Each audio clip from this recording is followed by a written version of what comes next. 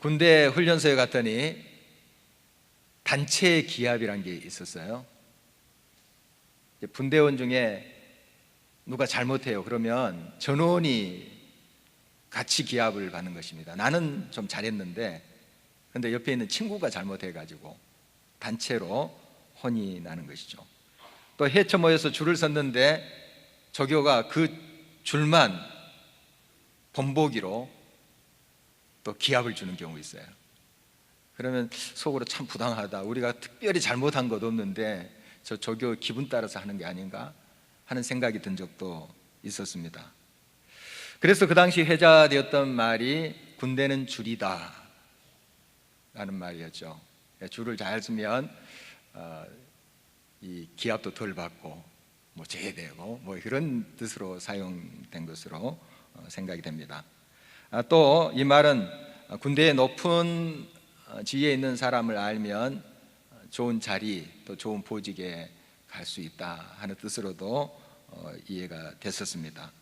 또 장교라면 어느 연줄에 다 있느냐에 따라서 진급에 영향을 받을 수 있다 하는 뜻으로도 해석이 되었죠. 물론 요즘은 예전보다 더 공정한 그런 군대 문화가 되어 가고 있다 하는 것을 저희들이 듣고 있습니다. 영국에서 공부를 마치고 귀국해서 목회할 교회를 찾고 있었던 때입니다. 어느 분의 소개로 우리 교단에 저명하신 목사님을 만나게 됐어요. 그래서 정말 맛있는 식사도 제가 대접을 받고 좋은 말씀들을 하셨어요. 목회에 또 필요한 말씀들.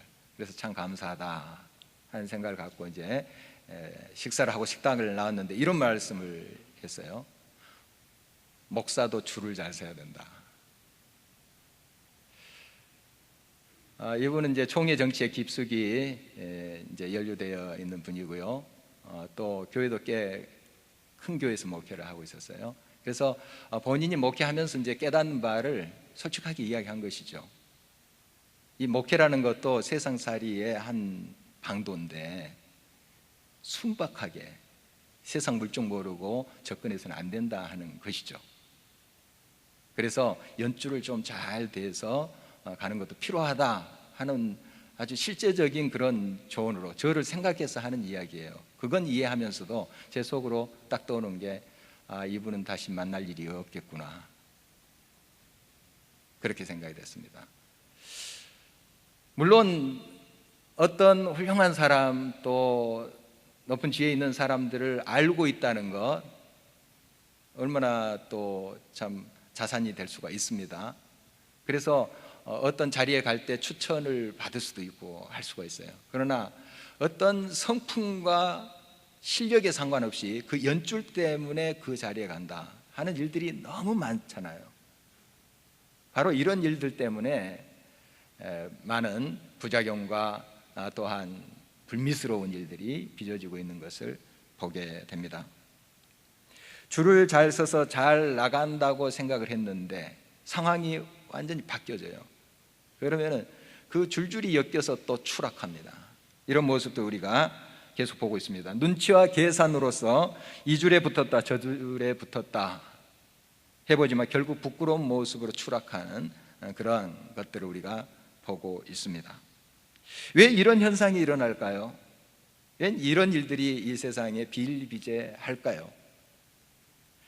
줄을 선택하는 동기와 목적이 잘못됐기 때문에 그렇습니다. 그리고 우리가 줄을 선택하는 그 기준을 잘못 잡았기 때문에 그래요. 오늘 본문은 유다왕 히스기야에 대한 말씀입니다. 그는 세속적인 방법으로 줄을 대려고 하지 않고 오직 하나님께만 줄을 대려고 노력했던 그런 사람이에요. 하나님 편에 서려고 했던 그런 사람입니다. 물론 그의 역사를 보면 실수하고 넘어지는 그런 부분도 있습니다만, 그러나 유다의 열왕들 가운데 오늘 본문에 있는 것처럼 이처럼 훌륭한 왕이 없었다 할 정도로 하나님을 경외하고 백성들을 잘 다스렸던 훌륭한 왕입니다. 다윗 이래로 이만큼 정말 훌륭한 왕이 없을 정도로 대단히 하나님을 기쁘시게 한 왕이었다. 성경 이렇게 기록하고 있습니다. 북쪽 이스라엘 왕들은 하나같이 악했어요. 하나님 보시기에 악을 행한, 그래서 하나님을 노엽게 한 왕들이었지만 남쪽 유다는 다윗의 자손들이에요. 다윗의 자손들은 그래도 그나마 여호와 보시기에 정직히 행했어요. 대부분의 왕들을 그렇게 성경 기록하고 있어요. 여호와 앞에 정직히 행하였으나 산당은 제거하지 못했다. 대부분 유다 남쪽 왕국의 왕들의 평가가 그래요. 그런데 이 히스기야는 하나님께 칭찬을 받은 왕이에요. 정말 여러 산당도 제거하고 또 하나님만을 섬기고 하나님만을 온전히 따랐던 그러한 훌륭한 왕입니다. 그의 아버지는 아하스라는 사람인데요, 이 남쪽 왕국 유다 다윗의 자손의 왕조에 악한 왕들이 한 두어 명 있습니다. 나라를 완전히 쓰러뜨린 므낫세라는 왕이 가장 악한 왕이고, 그 다음에 버금가는 사람이 아하스라는 사람이에요. 아하스가 바로 히스기야의 아버지입니다. 그 아버지, 이스라엘의 그 역사 속에서 그 악랄한 그 아버지 밑에 히스기야라는 인물이 어떻게 가능했을까요?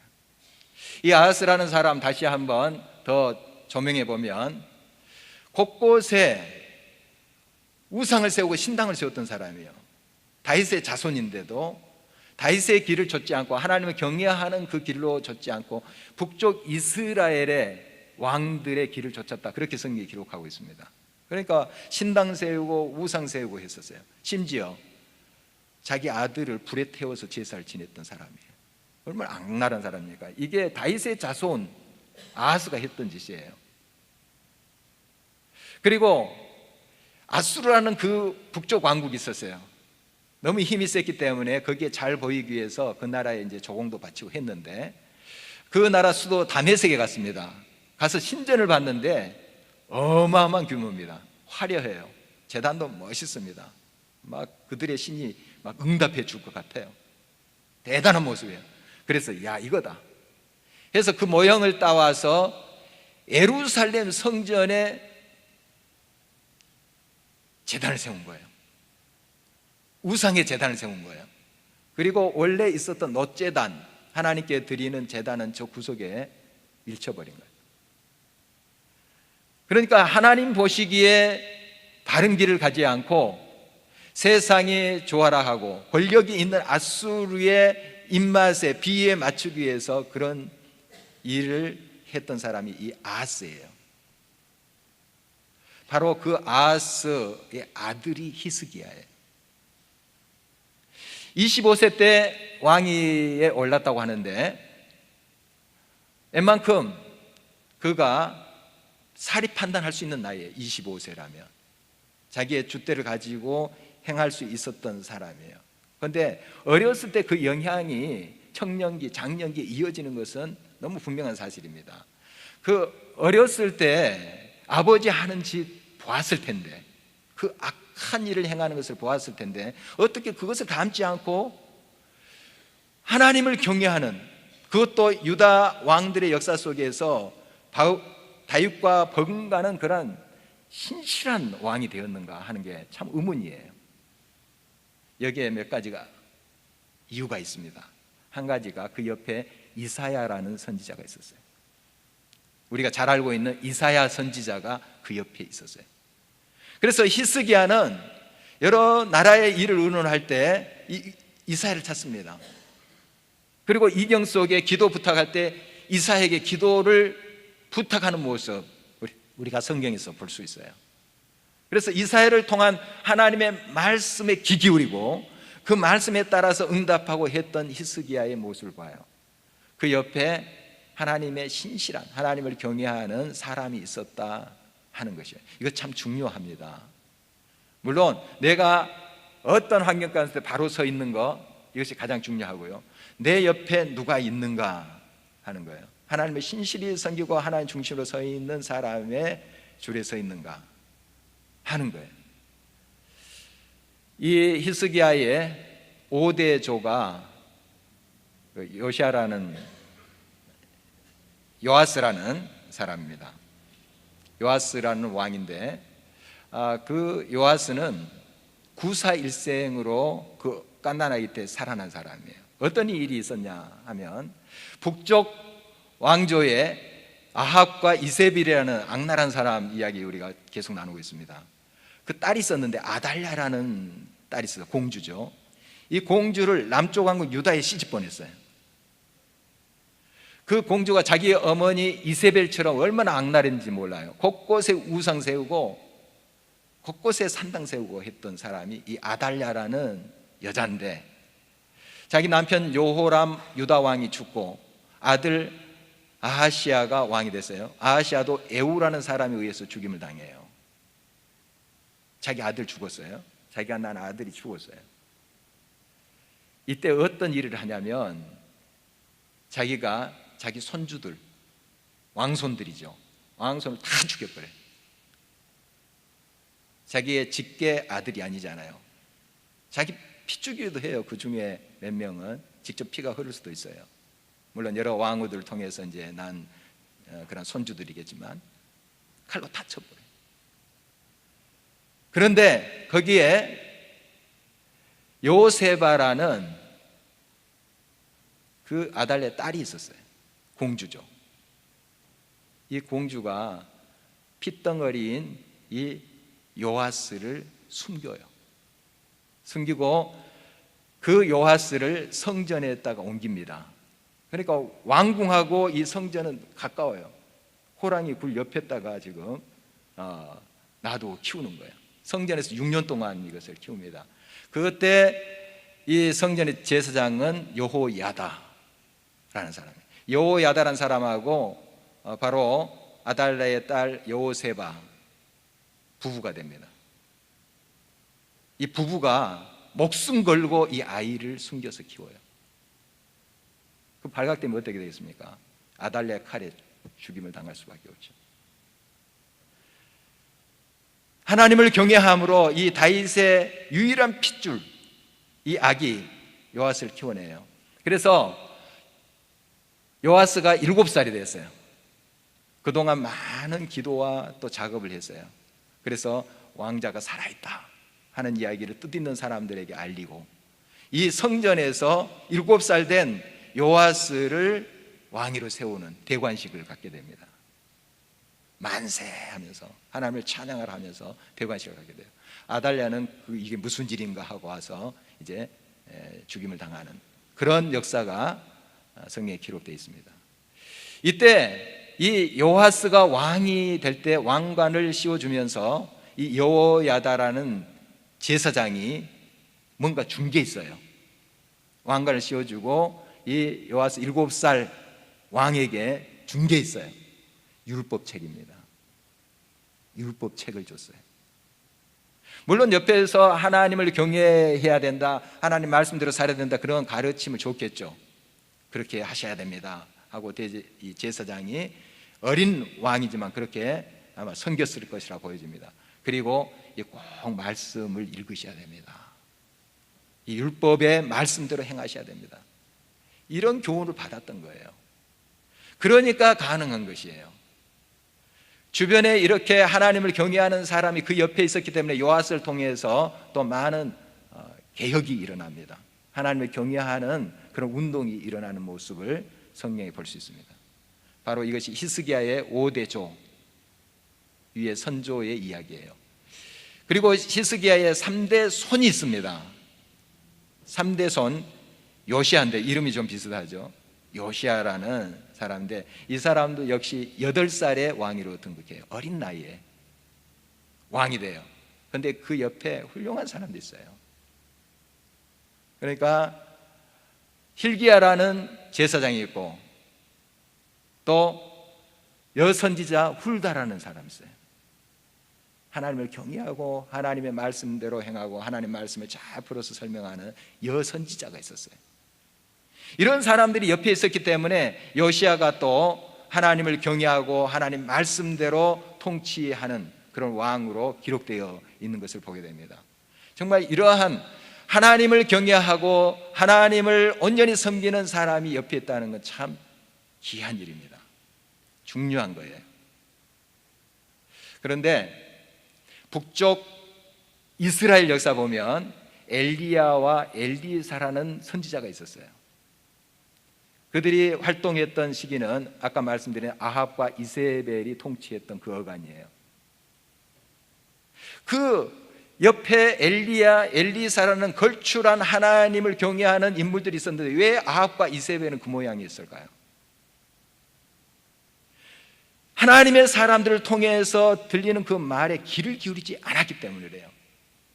오늘 말씀도 그것을 기록하고 있는 거예요.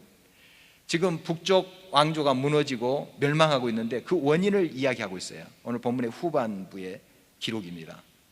그들이 하나님의 말씀을 듣지도 않고 하나님의 언약과 명령을 지키지도 않았다, 따르지도 않았다. 그게 멸망의 원인이에요. 아무리 하나님을 경외하고 훌륭한 하나님의 종이 옆에 있다 할지라도 그를 통한 하나님의 메시지에 귀를 기울이지 않는다면, 하나님의 말씀을 온전히 쫓아가지 않는다면 아합과 이세벨처럼 될 수가 있다 하는 거예요.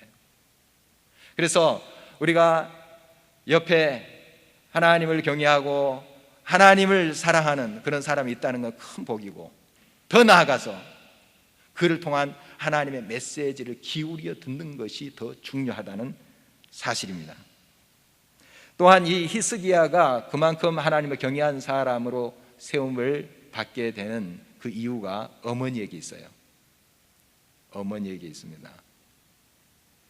25살 때 왕에 등극했으니까 자기의 사고가 어느 정도 굳혀 있는 때일 것이라고 봐요. 옆에서 아무리 좋은 소리를 해도 자기의 생각이 굳어 있으면 잘 안 들립니다. 그런데 어렸을 때 그 교육이 참 중요한 거 여러분 아시죠? 아버지는 아주 악한 왕이에요. 이 유다의 역사 속에서 아주 악랄한 사람입니다. 므낫세라는 왕 다음에 거의 버금갈 정도로 악한 아하스 왕이에요.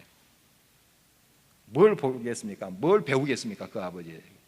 그 아버지 배울 게 없어요. 악한 것 외에는. 그런데 어머니의 영향을 받았을 가능성이 많다는 거예요. 오늘 성경은 그 어머니의 이름이 기록되어 있습니다. 아비라는 이름인데요. 아비. 그 여인에 대한 구체적인 기록은 우리가 찾아볼 길이 없습니다. 그러나 분명히 이 아이를 믿음의 사람으로 그 어머니가 양육을 했다 하는 것은 알 수가 있어요.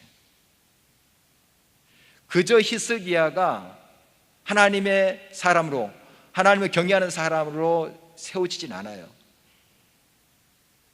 어머니의 기도, 자기 남편 그 악한 행위를 보면서 얼마나 가슴을 찢고 하나님 앞에 기도했을까요? 너는 이렇게 되지 않아야 돼, 하나님 말씀대로 살아야 돼 하고 눈물로 키웠을 거예요. 그런 기도 없이, 그런 영향 없이 어떻게 히스기야가 그냥 하늘에서 뚝 떨어지진 않아요. 그런 어머니의 신앙이 있었기 때문에 가능한 거예요.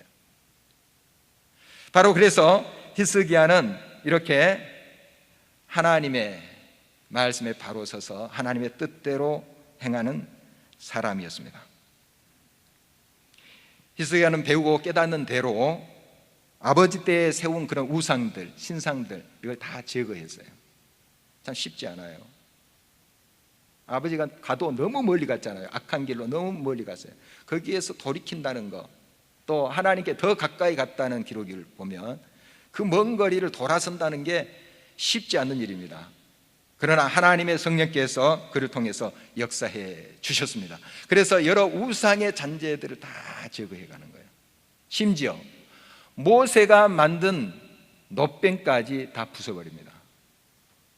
모세는 민족의 영웅이에요. 백성들이 거의 신처럼 모셨던 사람이에요.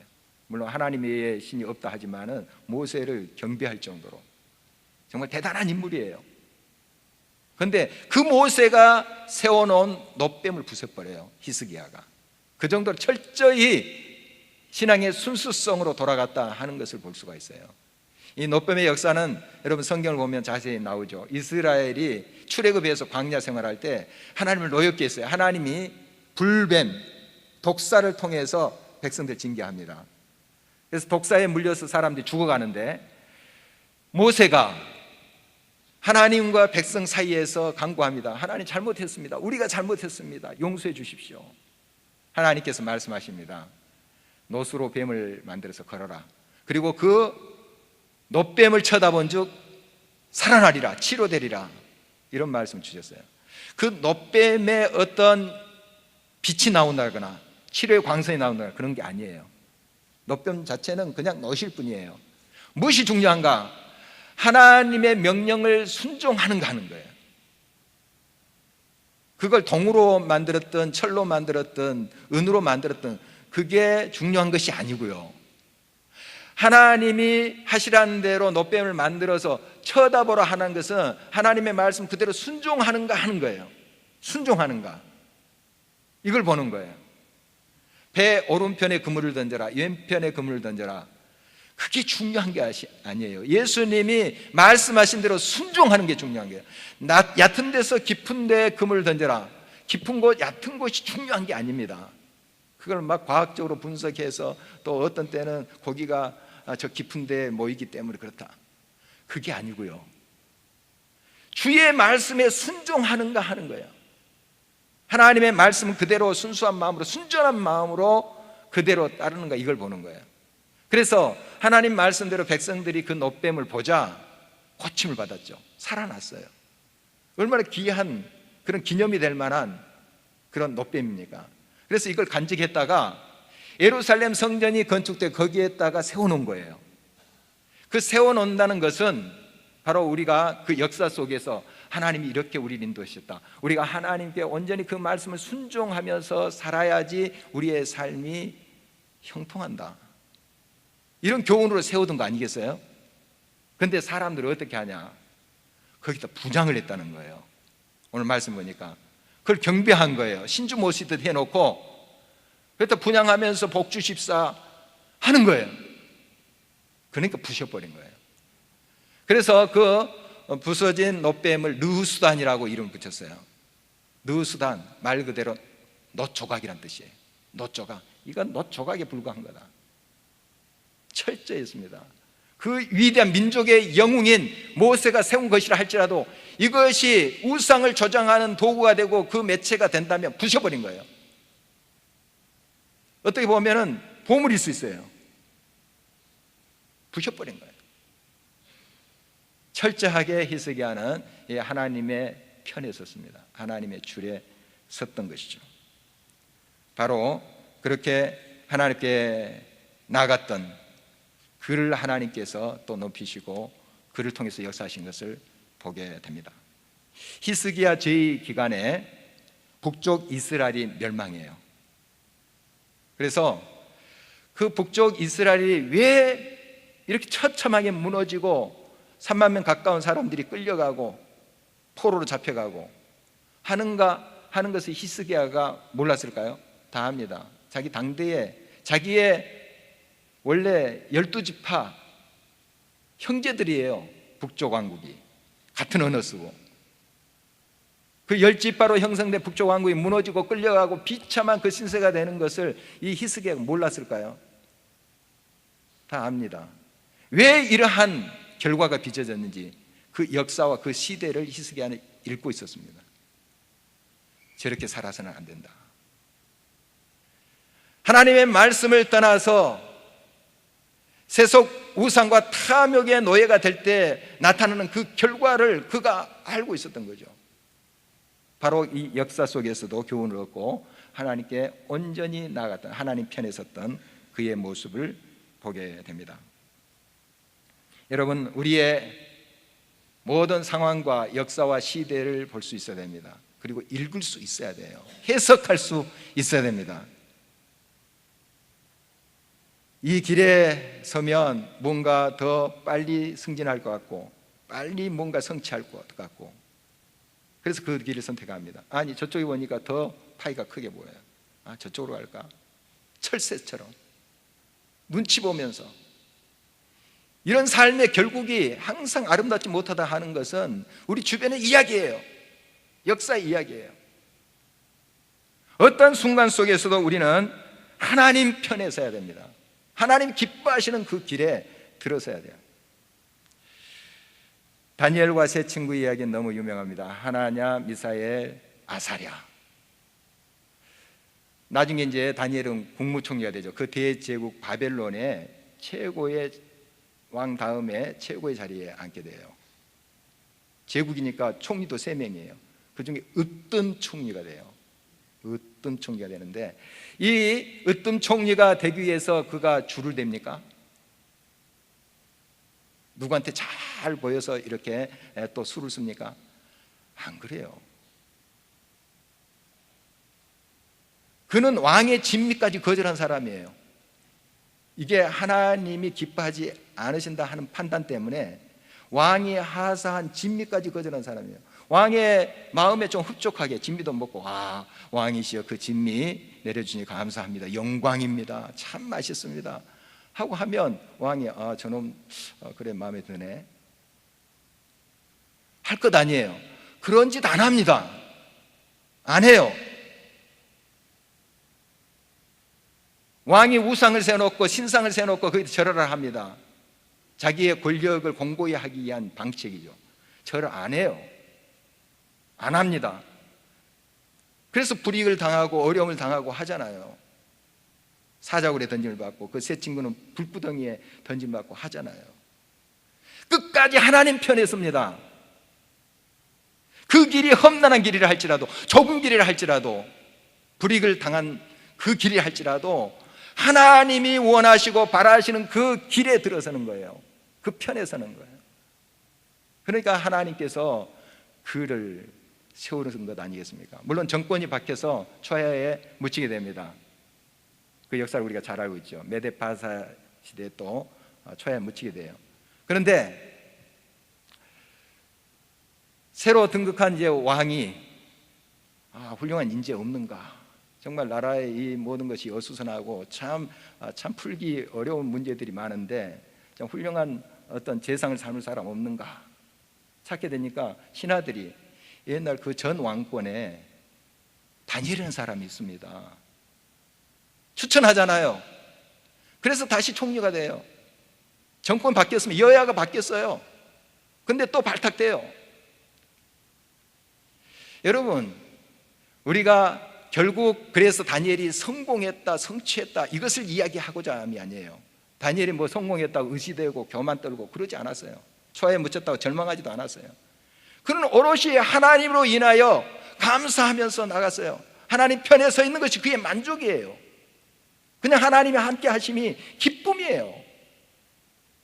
히스기야도 지금 하나님 편에 섰습니다. 하나님 기뻐하시는 그 일로 갔어요. 그래서 결국 하나님께서 이렇게 그에게 복을 주시는 것을 보게 됩니다. 7절입니다. 여호와께서 그와 함께 하심에 그가 어디로 가든지 형통하였더라. 성경이 이렇게 기록하고 있어요. 이 성경에서 형통이라는 말 다시 한번 우리가 새겨들어야 됩니다. 문제 없다는 게 아니에요. 형통이라는 말이 어려움 없다는 게 아니에요. 합력해서 선을 이루신다는 거예요. 그리고 하나님이 늘 함께 하신다는 그 자체가 형통이에요. 그러니까 무화과 나무 잎이 마르고 포도 열매가 없더라도 기뻐하는 거예요. 그게 형통이에요. 잘 됐습니까? 교만하지 않고 하나님께 영광 돌리는 거, 이게 형통이에요. 복음을 증거하다가 깊은 감옥 속에서 매맞고 고통당해요. 그것에 찬송하는 게 형통이에요. 형들의 시기를 받아서 죽을 뻔하고 노예로 팔려가고 억울한 누명에 감옥에 처해져요. 그곳에도 소망을 잃지 않고 하나님을 바라면서 꿈을 찾아서 하나님께 감사드리는 것이 형통이에요. 세상적으로 보면은 감옥에 들어가고 죽을 뻔한 그런 고비를 만났을 때 참 안 됐다, 실패했다, 그렇게 볼 줄 몰라요. 그러나 하나님의 관점은 완전히 다릅니다. 하나님이 함께하는 곳, 그것이 초막이나 궁궐이나 천국인 것이에요. 바로 이것이 형통한 삶이에요. 형통한 삶. 히스기야는 그런 분명한 뜻을 가지고 믿음으로 나갔던 것이죠. 믿음의 사람들의 공통된 모습이에요. 하나님 편에 서는 거예요. 목에 칼이 들어와도 하나님 편에 서는 거예요. 좁은 길을 가는 거예요. 세상 사람들 보면 너무 순박하다, 조금 융통성을 발휘해서 이렇게 하면 그래도 지혜롭게 살아갈 텐데, 좀 높은 자리도 가고 한 자리 차지하고 큰 것도 누리고 할 텐데 너무 순박하다는 거예요. 여러분, 순박하다는 말을 듣더라도 하나님 편에 서세요. 진리 편에 서시기 바랍니다. 하나님의 뜻을 온전히 따라가기를 바랍니다. 왜 사람들이 이걸 모를까요? 왜 사람들이 이것을 알지 못할까요? 세상적인 가치관, 안목의 정욕에 너무 학습되어 있기 때문에요. 세상 사람들은 보이는 것에 굉장히 마음을 주고 쏠리는 경향이 있어요. 큰 거, 화려한 거, 높은 거 알아주거든요. 그러니까 그것을 추구하는 거예요. 1등만 알아주는 거예요. 금메달만 알아주는 거예요. 그러니까 기를 쓰고 하는 거예요. 물론 우리가 어떤 성취를 한다, 어떤 목표를 향해서 열심히 성실하게 달려간다 하는 거 나무랄 것 아닙니다. 그러나 어떤 자기의 영광과 욕망을 위해서 그것이 목적이고 동기가 될 때는 무너지게 돼 있습니다. 무너지게 됐어요. 그 줄에 들었을 때 이제 상황이 변하면 줄줄이 엮여서 무너지게 돼 있어요. 어떠한 상황 가운데서도 하나님이 기뻐하시고 바라시는 그 길을 선택해야 됩니다. 그 길에 가야 돼요. 우리가 자꾸 높아지려 하고 자꾸 큰 거, 그럴듯하게 보이는 것으로 우리의 삶을 치장하려고 하는 것은 사람들이 그렇게 해야만이 인정해 주기 때문이에요. 우리도 그런 관점으로 사람들을 평가할 때가 많아요. 야, 저 높은 자리 대단한 인물이네. 저 큰 것을 차지했네. 알아주니까. 그래서 자꾸 그런 가치관으로 가는 거예요. 우리가 열심히 해서 그 결과론적으로 1등도 되고 높은 자리에 앉아있는 건 누가 뭘 합니까? 하나님의 영광을 위해서 열심히 하다가 총리가 됐어요. 누가 뭐라 합니까? 귀한 것이죠. 거기에서 또 최선을 다해서 하나님 영광 드러내는 거 얼마나 복된 일이에요.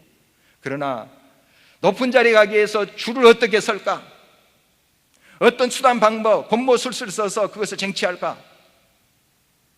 이게 세상이 선택하는 방법이라는 거예요. 그 길에 우리는 결코 눈길 둬서는 안 됩니다. 하나님이 기뻐하시는 일, 하나님 편에 서는 것, 하나님의 줄에 서는 것, 이것이 우리의 목표가 되어야 될 것입니다.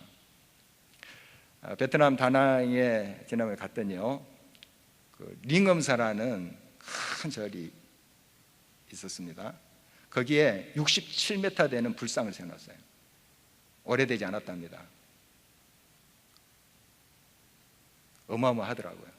보니까 시멘트로 한 건데 이제 페인트로 하얗게 칠해 놓은 거지만 어마어마해요. 67m, 한 30층 높이의 그러한 불상 아닙니까? 그걸 딱 세워놔야지 사람들은 우리를 저것이 보호해 줄 것 같은 착각을 하는 거예요. 그것에 이제 복을 빌면 응답해 줄 것 같이 그렇게 보여요. 그렇게 착각하는 거예요. 그러니까 최대의 것, 최고의 것을 만들려고 길을 쓰는 거예요. 이게 우상인 것이죠. 이게 우상입니다. 여러분, 하나님의 가치관 우리가 돌아서야 돼요. 그렇지 않으면 정말 우리가 바로 설 수도 없고 다른 사람을 바로 세울 수도 없습니다. 여러분, 어느 줄에 서 있습니까? 하나님 편에 서 있습니까? 아니면 세상의 다른 줄, 세상의 욕망의 줄에 서 있습니까? 여러분, 링컨의 말을 다시 한번 우리가 한번 새겨볼 필요가 있습니다. 하나님께서 우리 편이 되어 달라고 하기 전에 우리가 하나님 편인가를 물으라. 내가 하나님의 편에 서 있는가 하는 거예요. 하나님 도와주십시오, 이거 빕니다, 성공하게 해주십시오 하기 전에 내가 하나님 편에 서 있는가, 하나님 뜻대로 하나님의 명령에 따라서 내가 살고자 하는 그러한 의지가 있는가, 삶의 결단이 있는가 하는 것을 살피면서 하나님 말씀의 길, 그것이 비록 협착한 길이고 고난의 길이라 할지라도 그 길을 선택하면서 믿음으로 행할 때 하나님 반드시 역사하실 거예요. 삶의 주의 뜻 안에서 형통함으로 함께 하실 것입니다. 이러한 아름다운 승리의 역사가 저와 여러분을 통해서 일어나기 주의 이름으로 축원합니다.